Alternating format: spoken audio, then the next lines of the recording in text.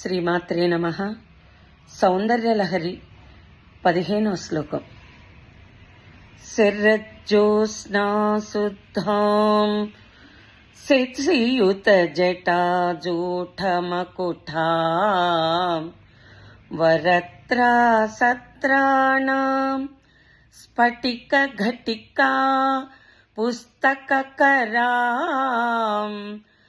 సకృన్నత్వా నత్వా కథమివ సతాం సన్నిదదతే మధుక్షీరద్రాక్షా మధురిమధురీణాః ఫణితయః.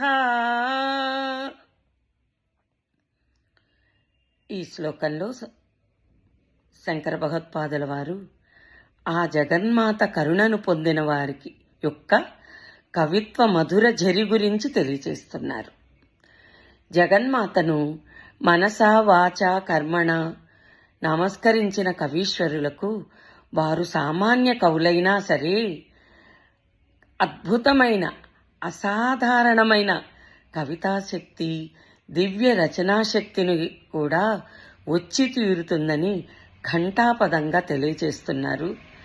అక్షర జ్ఞానం లేని మూర్ఖంగా బతికే కాళిదాసుని మహాకవిగా మార్చలేదా?